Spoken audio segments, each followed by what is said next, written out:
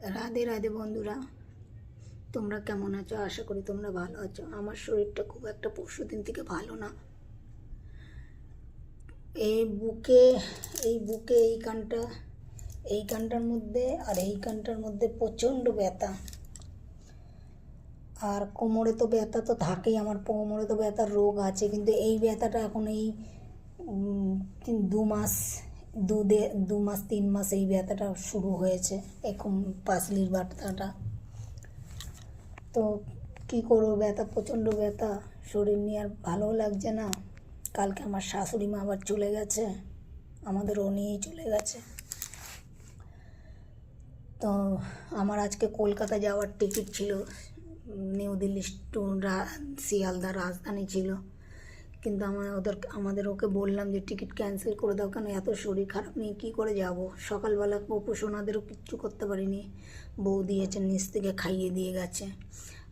আর তারপরে যে টিফিনটা দিই ওদেরকে, সেবাটা দিই, যে দুধ কেলগস, তাই আজকে দুধ কেলগস দিনে আমাদের ও রেখে গেছিলো মিষ্টি আলু, আর অনলাইনে পাঠিয়েছিল দুধ। তারপর লাস্টে কষ্ট করে উঠে গিয়ে ওদেরকে ওইটাই করে দিলাম, ওইটাই আমি খেয়েছি। তা যাই হোক, একটা ব্যথার ওষুধ ছিল, ওই ব্যথার ওষুধটা, কপাল ভালো যে ব্যথার একটা ওষুধ ছিল, ওইটা খেয়েছি। ব্যথা কমেনি, কিন্তু আমাদের ও বারবার বলছে দিদির বাড়িতে চলে যাও, ওখানে গিয়ে এমার্জেন্সিতে দেখাও। তা দিদির বাড়িতে গেলে পরে কী হবে, শরীর খারাপ নিয়ে কারোর বাড়িতে যেতে ইচ্ছা করে না। আমার দিদির একটাই ঘর, নিচে একটা ঘর, ওখানে মেয়ে জামাই থাকে, ওপরে আমার জামাইবু আর দিদি, তারপর বাচ্চারা। তার জামাইবু চলে আসে বিকেলবেলা 4টে নাগাদ চলে আসে, এসে শুয়ে থাকে ওইখানে একটা ঘরের মধ্যে, একই বিছনার মধ্যে শুয়ে বসে থাকা আমার পছন্দ হয় না। তা ওদেরও অসুবিধা, ওরা হয়তো আমাকে বলবে না, আমি বোন, কিছু বলবে না, কিন্তু আমার নিজেরও খারাপ লাগে ওদের ঘরে যেতে, আর আমাদেরও বারবার বলছে। তা আমি যে দেখো, এই দেখো আমি রড চালিয়ে বসে আছি, কি আরাম লাগছে রডে, কোমর আর পিঠ। এই দেখো রড জ্বালিয়ে বসে আছি, কি আরাম লাগছে কোমরে আর পিঠে। তো বন্ধুরা, তোমাদেরকে আর কি বলবো, ভালো লাগলে লাইক করো, যারা আমার চ্যানেলে নতুন আছে সাবস্ক্রাইবার করে দিও, সাপোর্ট করো আমাকে।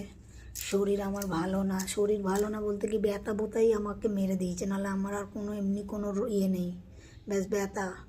কোমরের ব্যথাটা এখন অতটা নেই, কিন্তু সেই দিনকে যে জল তুলেছি, 2 দিন যে জল তুলে নিয়ে এসেছি নিচ থেকে, যার জন্য কোমরে একটু একটু ব্যথা রয়েছে, কিন্তু পাসলিতে আর বুকের এই জায়গাটা, পুরো এই জায়গাটা, ঠিক এই জায়গাটার মধ্যে নিঃশ্বাস নিলে ব্যথা করছে, নিঃশ্বাস নিতে পারছি না, নিঃশ্বাস ফেলতে পারছি না।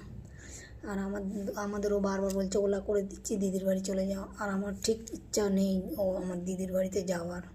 একটা ঘরের মধ্যে